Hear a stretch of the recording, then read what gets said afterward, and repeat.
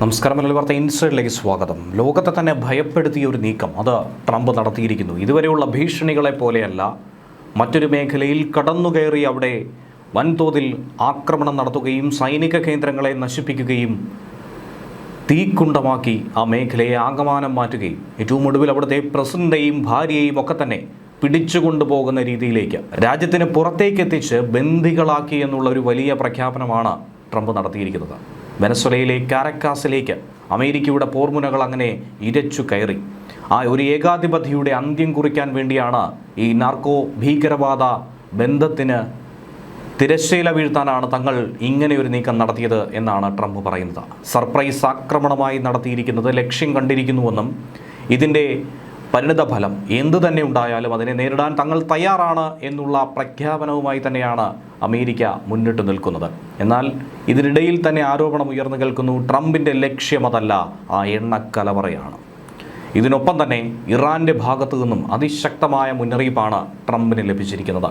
ഇനി ഒരു അടിയെങ്കിലും മുന്നോട്ടെടുത്ത് വച്ചാൽ അതിശക്തമായ തിരിച്ചടി അമേരിക്കയ്ക്ക് നേരിടേണ്ടി വരുമെന്നാണ് ഖമനേയിയുടെ വാക്കുകൾ. ആദ്യം വെനസ്വേലയിലേക്ക് പോവുകയാണെങ്കിൽ ലോകത്തെ തന്നെ മുൾമുനയിൽ നിർത്തിയ രീതിയിലായിരുന്നു അമേരിക്കൻ സൈന്യം അവിടെ നടത്തിയ മിന്നൽ ആക്രമണം. വെനസ്വേലൻ പ്രസിഡന്റ് നിക്കോളാസ് മഡൂറോയെയും ഭാര്യ സീലിയ ഫ്ലോറസിനെയും അമേരിക്കൻ സൈന്യം ബന്ദികളാക്കി പിടികൂടി എന്നാണ് മനസ്സിലാക്കാൻ കഴിയുന്നത്. വെനസ്വേലയിൽ നടന്ന അതിനിർണായകമായ ഈ സൈനിക നീക്കത്തിൽ മഡൂറോയെയും കുടുംബത്തെയും തങ്ങൾ ബന്ദികളാക്കിയിട്ടുണ്ട് എന്ന് നിലവിൽ പ്രഖ്യാപിക്കുകയാണ് ട്രംപ്. ശനിയാഴ്ച പുലർച്ചെ വെനസ്വേലൻ തലസ്ഥാനമായ കാരക്കാസിലാണ് വൻ ബോംബാക്രമണം നടത്തിയത്. പിറകെയാണ് മഡൂറോയെ പിടികൂടിയ വിവരം ട്രംപ് തന്നെ ഔദ്യോഗികമായി സ്ഥിരീകരിച്ചിരിക്കുന്നത്. ലോകരാഷ്ട്രങ്ങൾക്കിടയിൽ തന്നെ വലിയ തോതിൽ ഇത് ചർച്ചയായി മാറിയിരിക്കുന്നു. രാഷ്ട്രീയ ചലനങ്ങൾക്ക് കാരണമായി ഇത് മാറിയേക്കും. ഒരുപക്ഷേ ഇനി ഒരടുത്ത സംഘർഷ സാധ്യത ഉടലെടുക്കുന്നതും ഇതിൽ നിന്നായിരിക്കും. ഈ നീക്കത്തിന് കൂടുതൽ വിവരങ്ങൾ ഇപ്പോഴും അമേരിക്ക പൂർണ്ണമായും പുറത്തു വിട്ടിട്ടില്ല. എന്നാൽ മഡൂറോയെ എങ്ങോട്ട് കൊണ്ടുപോയി, എവിടെ മാറ്റി, എന്തിന് ബന്ദിയാക്കി, അങ്ങനെയുള്ള കാര്യങ്ങളിലൊക്കെ തന്നെ ഇപ്പോഴും അവ്യക്തത തുടരുന്നുണ്ട്. വർഷങ്ങളായി മഡൂറോ ഭരണകൂടവും അമേരിക്കയും തമ്മിൽ നിലനിന്ന കടുത്ത ശത്രുതയുടെ അന്ത്യം കൂടിയാണ്.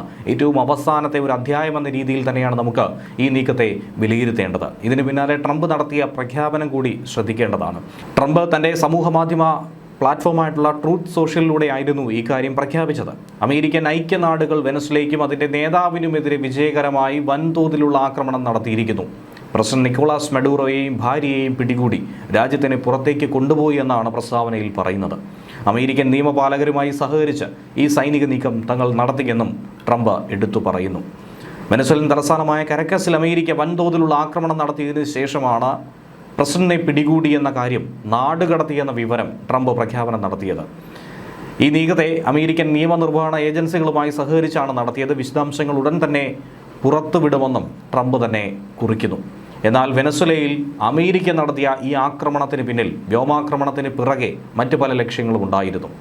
എന്തായിരുന്നാലും ആക്രമണം നടന്ന ആ സാഹചര്യത്തിൽ തന്നെ വെനസ്വേലയിൽ അടിയന്തരാവസ്ഥ പ്രഖ്യാപിച്ചിരുന്നു പ്രസിഡന്റ് നിക്കോളാസ് മഡൂറോ. വെനസ്വേലയുടെ സൈനിക താവളങ്ങളെ ലക്ഷ്യമിട്ട് തന്നെയാണ് ശനിയാഴ്ച പുലർച്ചെയോടെ അമേരിക്ക ഈ വ്യോമാക്രമണം നടത്തിയത്. നിരവധി കനത്ത ഉഗ്രസ്ഫോടനം തന്നെയാണ് കാരക്കാസിൽ ഉണ്ടായത്. രാത്രി മുഴുവൻ തീനാളങ്ങൾ വിഴുങ്ങിയ നഗരത്തെയായിരുന്നു തങ്ങൾക്ക് കാണാൻ സാധിച്ചതെന്നാണ് പ്രദേശവാസികൾ പ്രാദേശിക മാധ്യമങ്ങളോട് പറയുന്നത്. നിക്കോളാസ് മഡൂറോയെ വീഴ്ത്താനായി തങ്ങൾ ഏതറ്റം വരെയും പോകും, എന്ത് നാറിയ കളിക്കും തയ്യാറാകുമെന്ന് ട്രംപ് നേരത്തെ തന്നെ പറഞ്ഞിരുന്നു.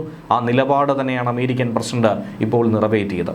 എന്നാൽ തങ്ങളും എണ്ണ നിക്ഷേപം ലക്ഷ്യമിട്ടുള്ള അമേരിക്കൻ ആക്രമണത്തെ ഒറ്റക്കെട്ടായി ചെറുക്കുമെന്ന് നിക്കോളാസ് മഡൂറോ ആഹ്വാനം ചെയ്തിരുന്നു. പക്ഷേ അതിൽ മഡൂറോ പരാജയപ്പെട്ടു എന്ന് വേണം നിലവിലെ വാർത്തകളിലൂടെ നമുക്ക് മനസ്സിലാക്കാൻ.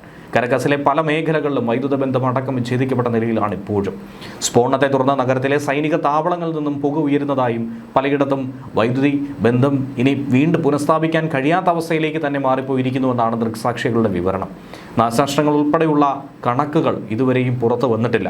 ആക്രമണത്തെ സംബന്ധിച്ച് വൈറ്റ് ഹൗസോ പെൻറ്റഗണോ ഔദ്യോഗിക പ്രതികരണങ്ങളോ ഈ ഘട്ടത്തിൽ വരെയും നടത്തിയിട്ടുമില്ല.